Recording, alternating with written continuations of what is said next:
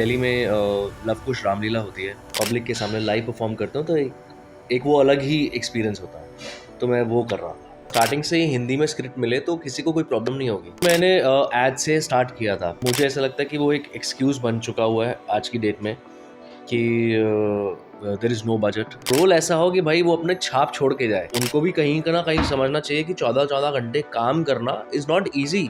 अभी वीलॉगिंग से हर कोई सोचता है कि मैं एक सेलिब्रिटी हूँ। पहले एक्टर्स को एक देखा जाता है कि यार he is an actor and she is an actor, respect है। मेरे हाथ से बहुत से ऐसे काम हैं जो गए हैं टीवी के, सिर्फ ये बोल के मुझे क्या बोला गया कि मेरी सोशल मीडिया फॉलोइंग इतनी नहीं है। कहते हैं हर कोई कुछ ना कुछ ढूंढता रहता है, जिसके पास बहुत है वो भी और जिसके पास नहीं है वो भी। और हम भी ढूंढते रहते हैं उनको जो अपने रेगुलर मीडियम में ना दिखकर कहीं और जगह दिखाई देते हैं, लोगों को ज़्यादा पता नहीं चलता है। तो हमने ढूंढ के निकाला आज दिशांक को। दिशांक टेलीविज़न के जाने माने फेस, और लेकिन काफ़ी दिनों से दिखे नहीं, तो हमने जानना चाहा कि भाई क्या कर रहे हैं दिशांक, ये बताइए आजकल। Thank you first of all ये पूछने के लिए, क्योंकि ये क्वेश्चन जो है मेरी लाइफ में बड़ा कॉमन हो चुका है।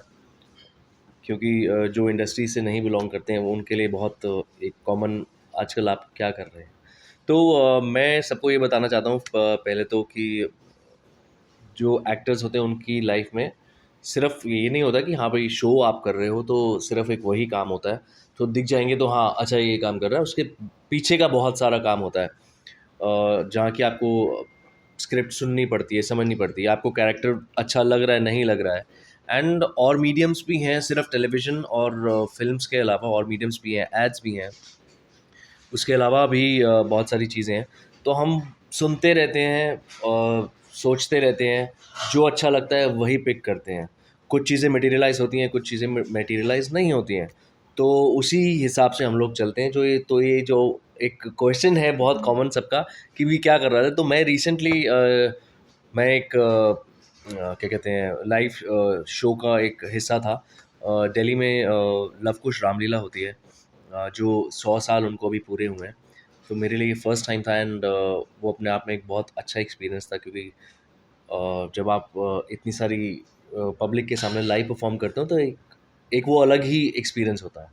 तो मैं वो कर रहा था। तो जैसे कि ये बोला कि एक्टर के लाइफ में क्वेश्चन कॉमन होता है, राइट?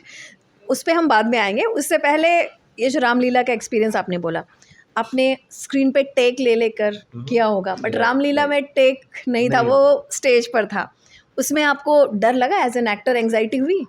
मैं बहुत ज़्यादा डरा हुआ था। मैं घर पे भी मैंने अपने पेरेंट्स को बोला था कि क्योंकि क्या है कि हम लोगों को जो एक्टर्स हैं उनको आदत है हिंदी इंग्लिश रोमन की, सॉरी हिंदी रोमन में स्क्रिप्ट लिख के आती है। तो हम लोग उसके यूज्ड टू हो जाते हैं कि हाँ ऐसे नहीं तो ऐसे। लेकिन ये जो स्क्रिप्ट थी वो प्रॉपर हिंदी में स्क्रिप्ट थी, और हिंदी मेरी बचपन से थोड़ी वीक रही है। जब मैं स्कूल में था तो मेरे पेरेंट्स यही बोल रहे थे कि भाई तू वर्ड्स ठीक बोल लेगा, मतलब। तो मुझे बहुत, क्योंकि जब हमारी स्क्रिप्ट आई थी तो मैंने कहा यार ये स्क्रिप्ट है, मैं कैसे करूँगा। लेकिन मैंने उसको मार्किंग की थी, उसको पढ़ा 3-4 बारी, फिर हमने लोगों ने रिहर्सल की। तो हाँ, वो नर्वसनेस तो ऑफ कोर्स थी, क्योंकि आप इतने बड़े स्टेज पे परफॉर्म कर रहे हो और लाइव ऑडियंस के सामने परफॉर्म कर रहे हो। तो अगर आपसे गलती हुई तो फिर टीवी में तो हम कर लेते हैं रीटेक, लेकिन यहाँ पे वैसा मौका था नहीं। तो नर्वसनेस तो बहुत ज़्यादा था, मतलब एक वो अंदर से डर रहता है आपको कि यार परफॉर्म करना है। बट आई थिंक मेरे साथ काफ़ी सीनियर एक्टर्स थे, तो अपना उन्होंने मुझे काफ़ी अच्छे से एक्सप्लेन किया, कंफर्टेबल किया। तो I am very thankful to God for that. तो मतलब अब समझ लीजिए कि हिंदी की थोड़ी प्रैक्टिस हो गई। वैसे भी इंडस्ट्री में आजकल काफ़ी आवाज़ें उठ रही है ये लेकर कि भाई हिंदी अगर भाषा है तो उसकी स्क्रिप्ट रोमन में क्यों आती है। बिल्कुल बिल्कुल। आपको तो आगे बहुत दिक्कत होने वाली है अगर सचमुच में हिंदी में स्क्रिप्ट नहीं, मिलेगी। क्या है ना कि अगर हिंदी में ही आए तो आई थिंक वो सबके लिए इजी रहेगी डे वन से।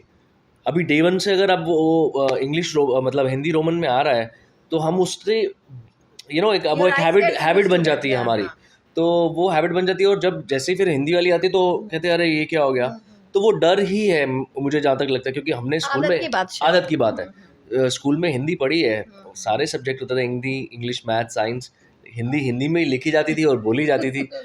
तो मुझे ऐसा लगता है कि अगर वो स्टार्टिंग से ही हिंदी में स्क्रिप्ट मिले तो किसी को कोई प्रॉब्लम नहीं होगी, और अगर हिंदी का न्यूज़पेपर पढ़ते रहें तो शायद नहीं होगी, होनी ही मुझे नहीं लगता है चाहिए। न्यूज़पेपर भी जो हिंदी जोन के हैं, बिकॉज हाँ, you belong to Delhi, Delhi yes, is Hindi, Hindi. तो जो हिंदी जोन के मुझे लगता है उनको सिर्फ स्क्रिप्ट हिंदी में मिल जाए तो वो शायद चौथी पांचवी स्क्रिप्ट में यूज टू हो जाए। Yes, yes, 100%, 100%। आई थिंक वो हम यूज़्ड टू नहीं है बस इस चीज़ के हाँ, लिए। एड्स में आप काफ़ी दिख रहे हैं आजकल, थैंक तो यू। और एड का फेस एक रिकॉग्नाइज जो फेस हो सकता है वो होना मामूली बात नहीं है। तो ये आपका कॉन्शियस डिसीजन है कि आप टेलीविज़न में रैंडम कुछ एक्सेप्ट नहीं करेंगे, उससे अच्छा आप ऐड करें? देखिए मैंने एड से स्टार्ट किया था, और I think I am very thankful to God कि मैंने जितने भी एड्स अभी तक किए हैं वो मैंने 2 बार किए हैं।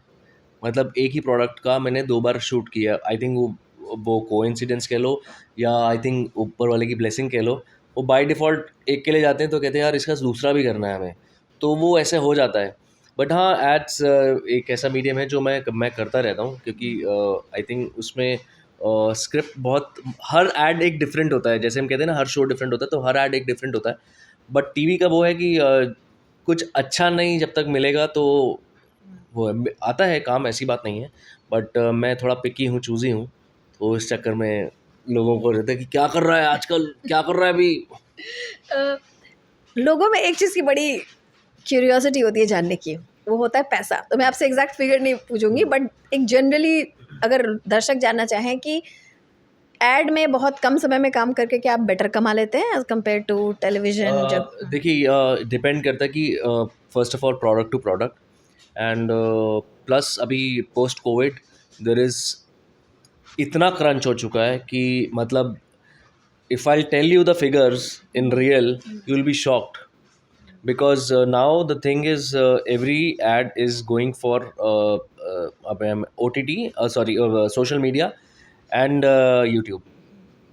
टीवी पे एड्स कम कर दिए उन्होंने, तो इसलिए रेट्स भी कम हो गए। सब कुछ स्लॉश हो गया है, और कोविड के बाद से तो डिफरेंट चीज़ हो गई। हाँ, ये होता है कि if the product is good, the ad is good, then it's a nice nice decent money. Okay, तो कहने का मतलब है कि कोविड का असर जो है वो आपकी जो कंपनीज है जो अपने आप को प्लेस करना चाहती है ऐड के ज़रिए, उनका उन पे भी बहुत बुरा असर हुआ है, तभी तो फिर वो। देखो, आई आई डोंट नो कितना असर हुआ है, but this is what they say to everyone. But I don't think so इतना कुछ फ़र्क पड़ा है लोगों को, किसी को भी। But this is just an excuse, I would say. बहाना है। बहाना है वो एक कि बट काम तो करना ही है, लेकिन बहाना है। तो बेसिकली जहाँ तक मैंने देखा है, डायरेक्टर से लेकर जो टेक्नीशियंस हैं और प्लस एक्टर्स, सब यही बोल रहे हैं कि कोविड के बाद जिस तरह से उनकी जो सैलरी या फिर कहें कि जो डेली वेजेस हैं वो कट हुए हैं, तो शायद नुकसान उस लेवल का नहीं है जिस लेवल तक लोगों की वेजेस कट की गई है। देखो, मुझे ऐसा लगता है कि कोविड सबके लिए आया था, right? But if your today's time, अगर आप एक शो बना रहे हैं तो ऑफ कोर्स आप भी शो सोच समझ के बना रहे होंगे, राइट? तो आप अगर ये बोलेंगे कि भाई ऐसे क्रंचेस चल रहे हैं और हमारे पास बजट नहीं है, तो काम सबको करना है, देखो, राइट? लेकिन मुझे ऐसा लगता है कि वो एक एक्सक्यूज़ बन चुका हुआ है आज की डेट में कि there is no budget. But there are production houses, very good production houses, who don't say such excuses, don't give such excuses, and I think that's how it should be. That's how it should be. Television में मैंने देखा है कि कुछ लोग तो बहुत सालों तक सस्टेन कर जाते हैं, मतलब बहुत डिफ़िकल्ट होता है काम करना। बट कुछ एक्टर्स हैं जो जल्दी ही, जैसे आपने जल्दी ही ये कॉन्शियसली डिसाइड किया कि नहीं, मुझे अच्छा काम मिलेगा तो ही करूँगा। आपको लगता है कि because you have this big support of your parents तो आप ऐसा कर पाए, या फिर? हाँ।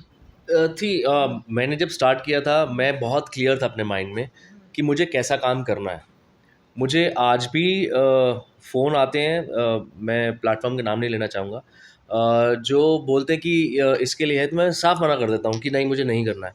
लेकिन कितनी बार मेरे पेरेंट्स मेरे पापा मुझे बोलते हैं यार तू हर चीज़ के लिए मना कर देता है। तो मैंने कहा पापा कि मुझे काम ना सोच समझ के, अगर आप if you look at my profile, तो मैंने अभी भी जो भी काम किया है टचवुड, वो एक क्वालिटी वर्क किया है। मैं बोल सकता हूँ कि भाई मैंने I been part of Vaseline men's face wash, I've been part of Morphe Richards, Dettol, Airtel. अभी recently I shot for Ariel. मतलब all the brands I have, Colgate I have shot for. And TV में भी मैंने selected work किया है, लेकिन मैंने अपने टर्म्स एंड कंडीशंस पे एज इन कि हाँ दिस इज़ नाइस वर्क। तो वो आई थिंक इट्स अ ब्लेसिंग कह लो या क्या है कि मैं सोच समझ के ही काम करता हूँ। तो हाँ, पेरेंट्स का सपोर्ट तो डेफिनेटली आई थिंक। कहने का मतलब है कि थोड़ा एक प्रिविलेज है जो कि हर किसी के साथ नहीं होता जी है। जी तो कहने का मतलब यही था। राइट। खैर, अब मैं जानना चाहूँगी कि टेलीविज़न में हर कोई एस्पायर, टेलीविज़न में नहीं, आपने तो वेब में ऑलरेडी किया हुआ है काम। हमने देखा है कि वेब में आजकल कोई एक छोटा-सा भी कोई शो जो हिट हुआ है, तो उसका कोई छोटा-सा भी कैरेक्टर है, जैसे कि पंचायत में विनोद करके कैरेक्टर था, अगर आपने पंचायत देखा हो, वो इतना हिट हो गया, सुनने में आया कि बहुत सारा काम मिल रहा है उसे। आपको कुछ इस तरह का ऐसा कभी बहुत छोटा-सा कैरेक्टर वेब में ऑफ़र हुआ है जो आपने रिजेक्ट कर दिया है? ना, मैंने अभी एक मैं वेब कर रहा हूँ, I think it's on the pre production, sorry post production. तो I don't know how it will come out, it's a small part, but I been waiting to get something.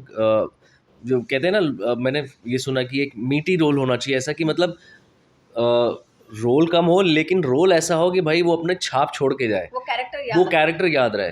तो I am still waiting for that thing. I think वो ऊपर वाले को पता है, right time right place वो होना बहुत ज़रूरी है। तो मैं उस चीज़ का वेट कर रहा हूँ कि वो कब और कैसे आएगा, देखते हैं। और अभी आपने बोला क्या कि आप टेलीविज़न में चूज़ करके ही करते हैं। क्यों आपको ऐसा लग रहा है कि टेलीविज़न में कुछ कमी है ऐसे रोल्स की, कैरेक्टर्स की? नहीं, क्या होता है कि एक तो हर चैनल डिफरेंट होता है, और जब हम बात करते हैं, हमें जब कॉल आता है, हम जाते हैं, हम पूछते हैं, तो कहते हैं हाँ ये ऐसा है, सुनने में बहुत अच्छा लगता है। लेकिन जब तक वो चीज़ फाइनल होने जाती है तो वो टोटली वो चेंज हो जाता है। और आई थिंक कुछ कुछ क्या कहते हैं, ऊपर वाले को भी पता है कि इसको किस चीज़ टाइम पे कौन सी चीज़ देनी है, तो वो उस ऊपर वाले को भी पता है। बट आई नो अब आजकल डेट में आप देख रहे हैं कितने नए नए चैनल्स खुल गए हैं, लेकिन वही है कि वो channel they are regional channel, मतलब उनकी शायद रीच इतनी नहीं होगी जितने दूसरे चैनल्स की है, but they are also doing very well. But my point is कि आप 12-12 14-14 घंटे काम कर रहे हो, लेकिन आप उस हिसाब से आप उसकी सैलरी नहीं दे रहे हो, तो कहीं ना कहीं मुझे वो ऐसा लगता है कि यार जस्टिफाइड नहीं है। आपको काम पूरा चाहिए। प्लस आज की डेट में मैं ये बोल रहा हूँ ओपनली, मुझे पता नहीं है मुझे बोलना चाहिए कि नहीं, बहुत से प्रोडक्शन हाउसेज हैं जिन्होंने अपनी लिस्ट बनाई हुई है कि फ्लोर पे जाने से पहले ऐसा ऐसा ऐसा ऐसा ऐसा नहीं होगा। तो मेरा ये कहना है कि काम तो वो भी कर रहे हैं, मैं भी काम कर रहा हूँ, और भी एक्टर्स हैं जो काम कर रहे हैं, लेकिन जब आप रूल्स फिर आप सेम रखिए ना। मतलब ऐसा नहीं होना चाहिए कि भैया आप 12-12 14-14 घंटे काम कर रहे हैं, लेकिन दिन नहीं भाई हमें 14 घंटे की शिफ्ट होगी, पहले 4 महीने 5 महीने, ऐसे प्रोडक्शन हाउसेस हैं। But I think somewhere down the line उनको भी कहीं ना कहीं समझना चाहिए कि 14-14 घंटे काम करना इज़ नॉट ईजी इंसान के लिए तो इंसान नहीं। के लिए।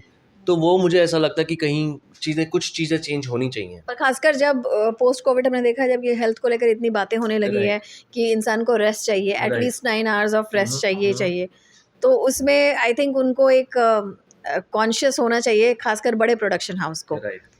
तो खैर, अब हम आते हैं सोशल मीडिया पर, जो कि एक्टर के लिए बड़ा इंपॉर्टेंट है। शायद हमारी और आपकी कई बार इस पर कॉन्वर्सेशन भी हुई है कि सोशल मीडिया पे ज़्यादा एक्टिव नहीं रहना, उस पर रोज़ फ़ोटोज़ डाल के फॉलोवर नहीं बढ़ा पाना, क्या ये एक एक्टर के प्रोफाइल को हैम्पर करता है, उसके काम को हैम्पर करता है? मैं पहले नहीं मानता था, लेकिन मैं ये चीज़ मानने लग गया हूँ। मैं खुद एक्टिव नहीं रहता हूँ इतना, और मेरे को बहुत लोग बोलते हैं एक्टिव रहने के लिए, लेकिन अभी मैं ये ओपनली बोल रहा हूँ, आपको मैं बता रहा हूँ, मेरे हाथ से बहुत से ऐसे काम हैं जो गए हैं टीवी के, सिर्फ ये बोल के मुझे क्या बोला गया कि मेरी सोशल मीडिया फॉलोइंग इतनी नहीं है।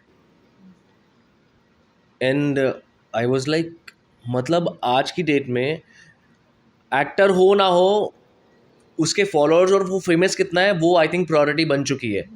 आई थिंक आज की डेट में ऐसा हो गया कि एक्टिंग तो हम करा लेंगे, लेकिन जब मैं इंडस्ट्री में आया था तब बोलते थे कि नहीं एक्टर चाहिए, एक्टर चाहिए। उस चीज़ को हमने दिमाग में रख के हमने एक्टिंग को इतना निखारा, हम आज भी निखार रहे हैं और निखारते रहेंगे। लेकिन आज ये होता है कि भाई इसके फॉलोअर्स है, इसको पकड़ो, इसको दुनिया देखने आएगी। ठीक है, मैं मानता हूँ, लेकिन कहीं ना कहीं एक्टिंग भी तो कहीं मैटर करती है। तो ये चीज़ है, हो गई है बहुत रेयर। और मैं रील्स मैं बनाता हूँ, मेरी नीस है, मैं उसके साथ बहुत बनाता। जब भी वो मिलती है वो कहती है मामू हम रील बनाते हैं, आप रील नहीं डालते हो। तो मैं वो मुझे बहुत पुश करती है। मुझे मतलब मेरे पेरेंट्स को इतना नहीं पता है, बट हाँ मेरी सिस्टर मुझे पुश करती है। मेरे फ्रेंड्स मुझे बोलते हैं यार तू एक्टिव नहीं रहता है। मैंने कहा यार एक्टिव मेरे से नहीं रहा जाता। आई थिंक वो पर्सन टू नेचर पर्सन होता है, वो नेचर होता है। बट एक टाइम था जब मैं एक्टिव था, बट अभी वो प्रायोरिटी बन चुकी है कि भैया इसके फॉलोअर्स हैं तो इसको लो। और ये इसकी वजह से मैंने काफ़ी हाथ से मेरे काम गया है। आपको लगता है कि जो लोग उनको लेते हैं या जिन प्रोजेक्ट में उनको लिया गया है वो प्रोजेक्ट वर्क हुए हैं, मतलब हैज़ इट बिकम सक्सेसफुल? मैं इस चीज़ में बोलूँगा कि अगर शो को 2 साल चलना था तो वो 6 महीने में बंद हो गया, या साल भर चलना था तो 6 महीने बंद हो गया। मैं उसमें उल्टा बोलूँगी कि कोई भी, मतलब आप नहीं बोल सकते, मैं बहुत हाँ। ब्लंट हूँ बिकॉज आई सॉ वो जुग जुग जियो में एक बहुत ही, वो शायद फेमस इन्फ्लुएंसर है वो, कोई मोस्टली सेन या कुछ हाँ, ऐसे है, हाँ right she is a famous influencer. और उस फिल्म में हार्डली उसका कोई रोल था और उसका हार्डली कोई कंट्रीब्यूशन था, और वो फिल्म करण जौहर की थी, तो ऐसे भी चल it was a good film, मैंने देखी है। मोस्टली इनसेन का क्या है कि मैं फॉलो नहीं करता, बट मैं देखता हूँ उनकी काफ़ी फनी जोन में रील्स होती हैं, एंड आपको देख के हंसी आती है। देखिए कंटेंट आप क्या बना रहे हो उस पर भी बहुत ज़्यादा मैटर करता है। आज यूट्यूबर्स हैं, I think she is also a very good YouTuber. कुछ यूट्यूबर्स हैं वो कहते हैं कि भाई मैं अपनी पर्सनल लाइफ ओपन कर देते हैं कि भाई अब मैं चाय पी रहा हूँ, अब मैं नहाने जा रहा हूँ, अब मैं फलाना कर रहा हूँ, मुझसे वो मैं सुबह उठा इतना। तो आई थिंक वो भी जैसे आपने बोला पर्सन टू पर्सन डिपेंड करता है। मुझसे नहीं हो पाता है, मुझे कितने लोगों ने पुश किया कि भाई, तो मेरा मानना ये है कि कंटेंट आप क्या बनाते हैं उस पर बहुत ज़्यादा मैटर करता है। लेकिन आज की डेट में अगर हम देखें, इतने सारे यूट्यूबर्स आ गए हैं जो टीवी शोज़ पे भी आ रहे हैं। और मतलब यूट्यूबर बहुत से यूट्यूबर हैं जो बहुत अच्छा कर रहे हैं, ठीक है। लेकिन मुझे ऐसा लगता है कि वीलॉगिंग करने से आप अपनी लाइफ ओपन कर रहे हो। मुझे पर्सनली वो ठीक सही पसंद नहीं है कि मैं अभी उठा हूँ, अभी मैं चाय पी रहा हूँ, अभी मैं नहाने जा रहा हूँ, अब मैं फ़लाने की टिकट कटा ली है, वो मुझसे मिलने आया है। तो फिर आपके पास आपकी पर्सनल लाइफ रही नहीं कुछ, मतलब आपके लिए फिर आई थिंक आप सब कुछ फिर कैमरा के लिए ही कर रहे हो। जहाँ तक मुझे लगता है कि अगर खाना भी खा रहा है, 1 रोटी मैंने अभी खा ली, 4 रोटी मैंने कल खाई थी, तो मैंने ग्लूटेन फ्री आटा मंगाया। हाँ, तो मतलब वो मुझे ऐसा लगता है कि आप अपनी पर्सनल लाइफ ओपन कर रहे हैं। तो आई अब मैं इस आटे को अनबॉक्स कर रही हूँ। एग्जैक्टली हम भी करते हैं, बट मैं ऐसे नहीं करता कि हाँ चलो ये करते हैं। बट मेरी बहुत शॉर्ट वीडियोस ये इंस्टाग्राम के लिए मैं कभी कभी डालता हूँ। बट आई थिंक वो अपनी पर्सनल लाइफ को ओपन करना रहता है, तो हर कोई कंफर्टेबल नहीं होता है। बेसिकली इस पे अगर आपने पढ़ा हो तो रिसर्च भी चल रही है कि एक अटेंशन सीकिंग साइकोलॉजी होती है, डॉक्टर्स ने इस तरह के लोगों को पागल भी करार दिया है। तो राइट, मतलब मुझे तो नहीं पता है, बट हाँ मुझे ऐसा लगता है कि जैसे अभी वीलॉगिंग से हर कोई सोचता है कि मैं एक सेलिब्रिटी हूँ, वो फील अपने दिमाग में वो हाँ। बिठा लेता है। और वो फिर जब बाहर निकलता तो वो निकलता भी उस जोन में है। अरे मुझे उन्होंने पहचान लिया। तो आई थिंक वो कहीं ना कहीं एक बैगेज जो होता है वो, ठीक है वो भी मेहनत कर रहे हैं, उनको मैं अप्रिशिएट करता हूँ। उनकी मेहनत अलग है, ये मेहनत अलग है। पहले एक्टर्स को एक देखा जाता है कि यार he is an actor and she is an actor, respect है, आज भी है, मैं ये नहीं बोल रहा हूँ। लेकिन अभी वो जो वीलॉगिंग अपना बनाते हैं वो करते हैं, वो सोचते हैं कि हम बहुत बड़े सेलिब्रिटी बन गए हैं, हम ऐसा हो गया, हम बाहर जाएंगे तो रिस्पेक्ट, ठीक है आपकी मेहनत अलग है। और आई थिंक वो एक डिफरेंस लेकिन वो अपने डेली लाइफ को दिखाकर दिखाकर, वो करके राइट नहीं। Right right. तो बेसिकली वो तरीका जो है वो सही नहीं सही है। नहीं। In fact even I agree with you कि हाँ। ये तरीका मुझे भी नहीं पसंद है। अगर मुझे ऐसा लगता है कि अगर आप कुछ लोगों को मीनिंगफुल दे रहे हो, जैसे कि जो शेफ होते हैं वो कुछ तो सिखा के जाते हैं आपको, बिल्कुल। जो जो जैसे DIY के वीडियोस हैं वो कुछ तो सिखाते हैं आपको। Right, right. तो आई थिंक इस तरह का कंटेंट बहुत अच्छा है। जैसे कि अगर आपके कोई स्पिरिचुअल गुरु बोल रहे हैं तो कुछ तो आपको सिखा रहे हैं।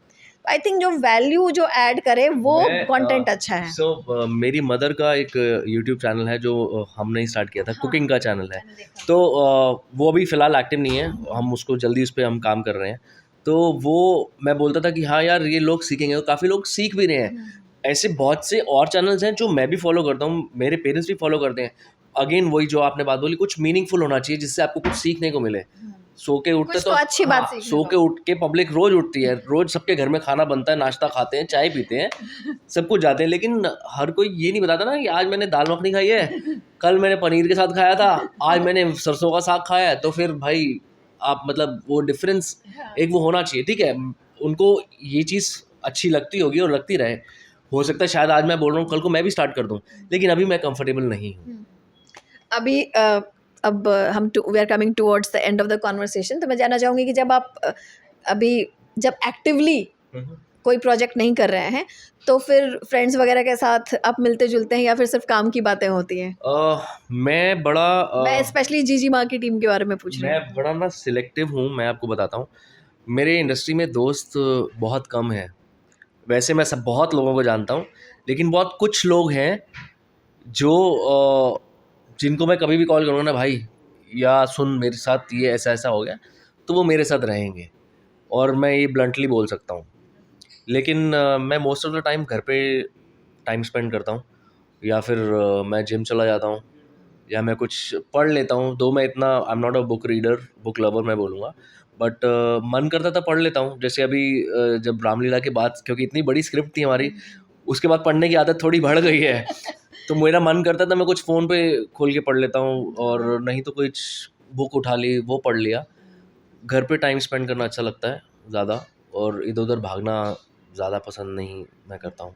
क्योंकि अब हम ऑलमोस्ट क्लोज करने वाले हैं कॉन्वर्सेशन। तो रामायण में आपने पार्ट वो मुझे लगता है कि ये एक लाइफ की अचीवमेंट होती है कि आप रामायण में किसी तरह का हिस्सा बने, चाहे वो फिल्म हो, चाहे वो सीरियल हो, चाहे वो रामलीला हो, जी। और उसमें भी आपने लक्ष्मण का कैरेक्टर प्ले किया। तो मैं आपको कैसी फीलिंग थी? एक हकीकत बताता हूँ, सबको पहली बार पता चलेगा। मैंने हमेशा से माइथो शोज़ को मना किया है। तो मैंने कहा नहीं, मुझे कुछ डिफरेंट करना है, कुछ डिफरेंट करना है। अब जब ये मेरे सामने मेरे पास अपॉर्चुनिटी आई, मैं आप बिलीव नहीं करोगे, मेरे मुँह से सीधा हाँ निकला। मेरे लिए फर्स्ट टाइम था। वो ऐसा एक्सपीरियंस था जो मैंने आई थिंक लाइफ में कभी एक्सपीरियंस नहीं किया होगा। बिकॉज़ वो जो 15 दिन थे ना, वो राम, लक्ष्मण, सीता, हनुमान, पहले तो सिर्फ राम लक्ष्मण रहते हैं, फिर राम लक्ष्मण सीता हो जाते हैं, फिर राम लक्ष्मण हनुमान हो जाते हैं, फिर सीता जी चली जाती हैं, तो फिर 3 जने ही रह जाते हैं, राम लक्ष्मण और Hanuman ji. They treat you like god. हमने देखी भी योगी जी तो आपको टीका लगा रहे थे। मैंने जो वो श्रद्धा लोगों में देखी है, मैं भी मानता हूँ, लेकिन वो जो पर्टिकुलर टाइम पीरियड होता है ना, आई थिंक ये ऊपर वाले का इशारा होता है कि हमारे थ्रू वो कैरेक्टर प्ले कराते हैं कि राम वो, लक्ष्मण ये, कुछ तो उन्होंने सोचा ही होगा जो ये कैरेक्टर मिला। इतने बड़े बड़े पॉलिटिशियंस जो आए हैं, उन्होंने आशीर्वाद लिया, उन्होंने आपकी ब्लेसिंग्स ली, मतलब मैं ये बोलूँगा। कंगना रनौत वॉज देयर, अच्छा, Kangana was also there. Kangana Ranaut was there, Tara Sutaria was there, Rajnath Singh ji was there, और आपके मैं कहता हूँ वो टाइम ऐसा था कि बड़े से बड़े और नॉर्मल कॉमन मैन भी, और रिचेस्ट टू रिचेस्ट जिसे बोलते हैं, they were there to seek your blessings, god's blessings. And वो मैंने आज तक मेरी लाइफ में मेरा पहला एक्सपीरियंस है। और उसके बाद आई थिंक इससे मुझे वो अयोध्या जाना का मुझे मौका मिला दिवाली पे, जो वहाँ पे दीप उत्सव होता है। तो अपने जो उत्तर प्रदेश के चीफ मिनिस्टर्स हैं योगी आदित्यनाथ जी, उन्होंने तिलक किया। तो आई थिंक मेरे लिए इससे इससे बड़ी बात कुछ नहीं हो सकती है। वो फ़ील करना, वो एक्सपीरियंस करना अपने आप में एक वो बहुत बड़ी बात है। इतने लोग आपको आपकी ब्लेसिंग्स लेने के लिए लाइन में खड़े हैं। मतलब वो मैंने क्योंकि आपकी आरती उतारी जाती है जब हम स्टार्ट करते हैं, और आरती ख़त्म होने के बाद प्रोग्राम आपका जो स्टार्ट होता है, और फिर जब प्रोग्राम ख़त्म होता है उसके बाद फिर आरती की जाती है। आपको बाकायदा प्रसाद का भोग लगाया जाता है, आपको जल पिलाया जाता है, और वो जल और वो जो प्रसाद आपको जो भोग लगाते हैं वो सब में बाँटा जाता है। तो मतलब मुझे वो गूज़बम्प्स आ रहे हैं अभी मैं वो बोल रहा हूँ। वो एक एक अलग एक्सपीरियंस था। मुझे भी आइडिया नहीं था कि वो ऐसा होता है। लेकिन जब हो गया तो I am very, very thankful to God कि वो उन्होंने मुझे चूज़ किया ये प्ले करने के लिए कैरेक्टर। तो वो अपने आप में एक बहुत, बहुत, बहुत ही बेहतरीन एक्सपीरियंस था। चलिए, इस बेहतरीन एक्सपीरियंस के साथ ही आई होप कि राम जी की कृपा जल्दी बरसे and you get what you want. Thank you. तो thank you so much Dishang for having a thank conversation you with so us. Much. Thank thank you you. So much.